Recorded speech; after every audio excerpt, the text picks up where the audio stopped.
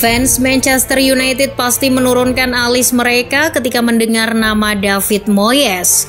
Gambaran bencana yang setan merah alami selama di bawah kepemimpinannya masih begitu nyata terasa. Tak sedikit juga yang merasa kalau penunjukan David Moyes lah yang membuat MU jadi susah bangkit. Pasalnya di musim 2013-2014 Red Devils duduk di peringkat ke-7 Premier League. Posisi yang sangat asing bagi MU saat itu. Berkat Moyes, MU juga jadi tidak berpartisipasi di Champions League untuk pertama kalinya sejak 1995. Memang mudah untuk menunjuk seseorang sebagai kambing hitam. Tapi jika kita melihat lebih dalam lagi kondisi Manchester United saat itu, Moyes memang menjalankan misi yang tidak mungkin sukses. Ibaratnya seperti kapal mewah yang sudah tua, tapi satu-satunya nahkoda yang bisa menggerakkan kapal malah pergi. Siapapun pelatihnya, Old Trafford peninggalan Sir Alex terlalu angker untuk disinggahi. Bahkan jika MU menunjuk Pep Guardiola saat itu pun, mungkin akan dapat hasil yang tidak jauh berbeda. Sebelum membahas lebih jauh, mari kita kembali ke musim 2012-2013. Musim di mana Sir Alex sudah mengumumkan kalau itu adalah musim terakhirnya sebagai pelatih. Tepatnya di tanggal 8 Mei 2013, Manchester United mengumumkan bahwa Sir Alex Ferguson akan pensiun di akhir musim 2012-2013. Setelah 26 tahun jadi juru taktik di Old Trafford, mempersembahkan 13 Premier League, 2 Liga Champions, 5 FA Cup, dan 4 Piala Liga. Ini tentu jadi kabar yang mengejutkan bagi semua orang, sebab 17 hari sebelumnya, MU baru dipastikan mendapat gelar Liga Inggris ke-20 mereka. Itu membuat jarak untuk total gelar Liga dari Liverpool. MU juga terlihat siap bersaing dengan Manchester City yang mulai berkembang. Tapi keputusan Fergie sudah bulat. Ia menganggap masanya sebagai pelatih sudah habis. Ia ingin lebih memfokuskan pada kehidupan pribadinya. Dan meskipun menyakitkan, tapi semua bisa memahami dan menghargai pilihan Fergie saat itu. Ini juga jadi peristiwa bersejarah. MU tidak pernah mengalami masa transisi pelatih sejak tahun 1986. Pertanyaan pun muncul soal siapa yang akan jadi pengganti.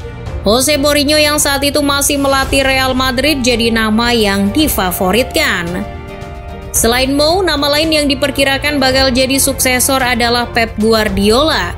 Ia naik daun setelah sukses bersama Barcelona. Juga dikenal sebagai pelatih yang menerapkan permainan indah ala tiki-taka. Saat itu, ia sudah tidak melatih Barca dan masih menganggur. Tapi pada akhirnya yang terpilih adalah pelatih Everton David Moyes. Meskipun ada keraguan di publik, tapi para fans percaya pada Moyes. Selain karena ia adalah orang Skotlandia sama seperti Fergie, tapi juga karena Moyes ditunjuk langsung oleh Sir Alex.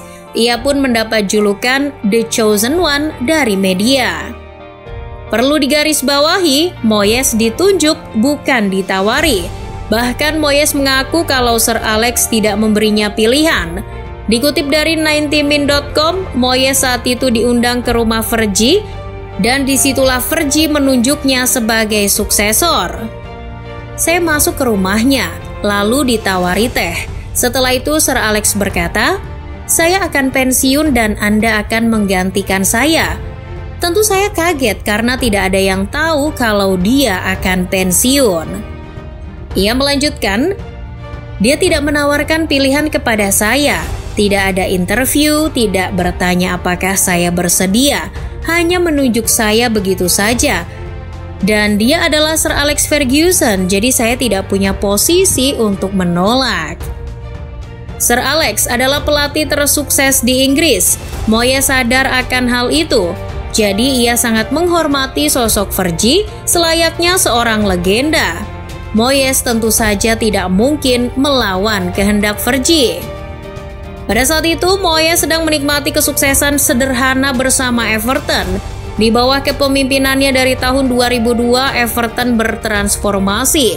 Dari yang tadinya klub sekarat hampir terdegradasi, Moyes sulap jadi penantang konstan 4 besar Liga Inggris. Bahkan sempat merasakan Liga Champions musim 2005-2006. Karena reputasinya itu di Merseyside, ia jadi sosok yang dicintai publik Goodison Park. Tapi mungkin itu juga yang dilihat Sir Alex dan membuatnya dinilai pantas jadi pelatih MU selanjutnya. Tapi tidak butuh waktu lama untuk menyadari kalau menunjuk Moyes adalah ide buruk. Bahkan sebelum musim 2013-2014 berjalan, tanda-tanda bahaya sudah bermunculan. Pertama, Moyes tidak bisa mendatangkan pemain baru di musim panas. Hanya Marouane Fellaini dari Everton yang didatangkan dengan harga 30 juta pounds, harga yang lumayan mahal untuk waktu itu. Mungkin pembelian Juan Mata di pertengahan musim jadi satu-satunya keputusan yang bagus dari Moyes. Mata dibeli dengan harga 37 juta dari Chelsea. Ia membuktikan dirinya jadi aset berharga untuk MU di masa depan. Masalah David Moyes lainnya di MU adalah mentalitas. Rio Ferdinand pernah berkata kalau pendekatan Moyes sangat jauh berbeda ketika menyusun strategi dan mentalitas. Di masa Sir Alex, ia tidak pernah risau siapapun lawan mereka. Sir Alex akan selalu memerintahkan anak asuhnya untuk tidak khawatir. Sebelumnya, kami tidak pernah memikirkan lawan. Kami akan mencoba mengalahkan mereka dengan cara yang kita kuasai.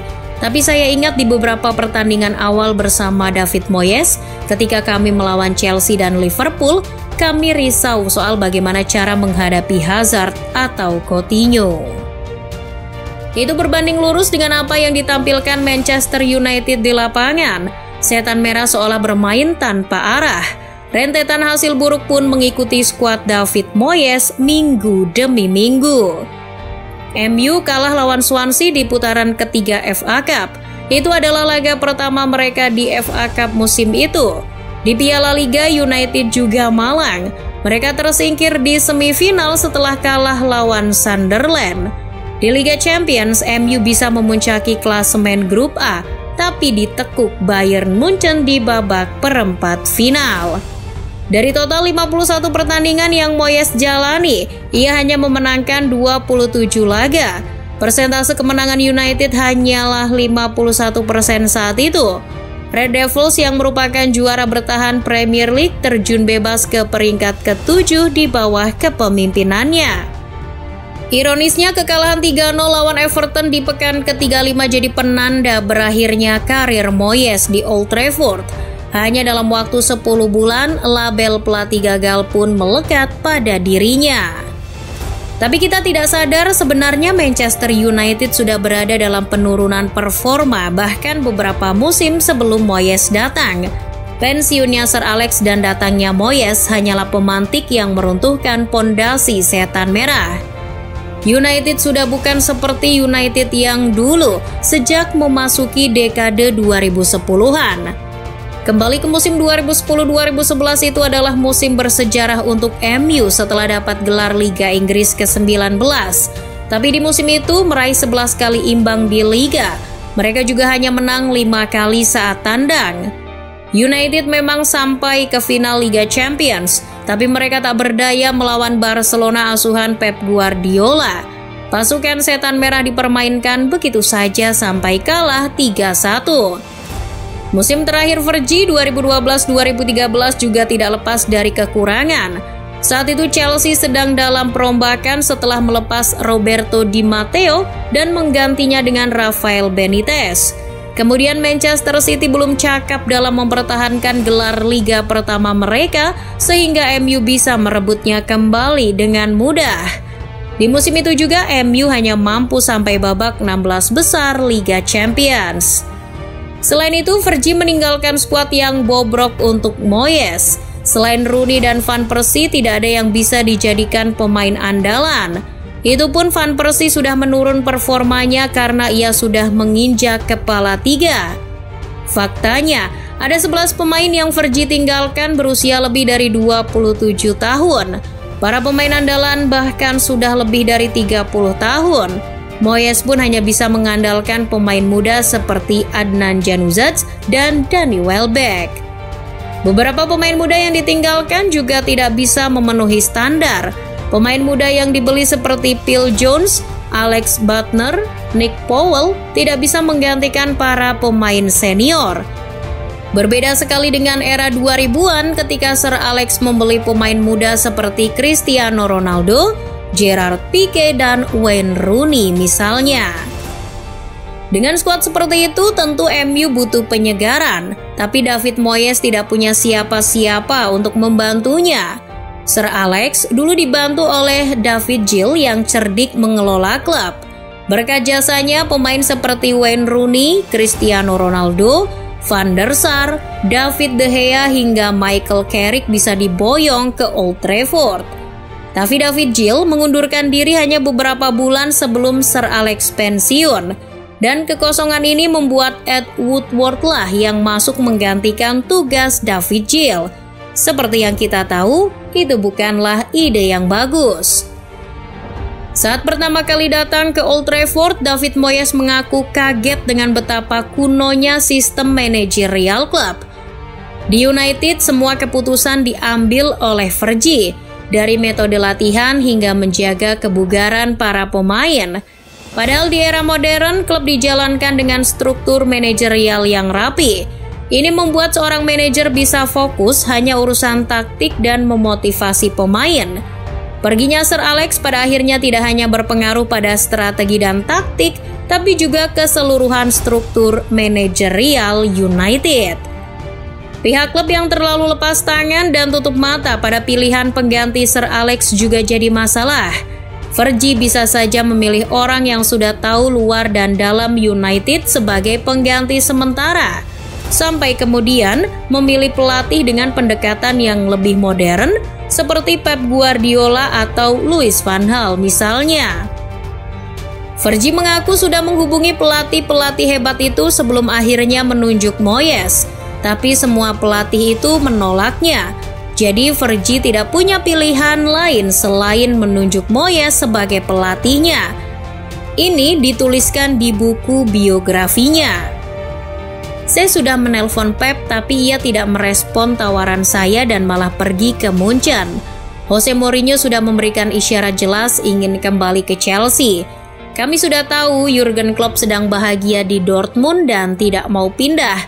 Sedangkan Louis van Gaal mengatakan ia sudah berjanji untuk bersama timnas Belanda di Piala Dunia 2014.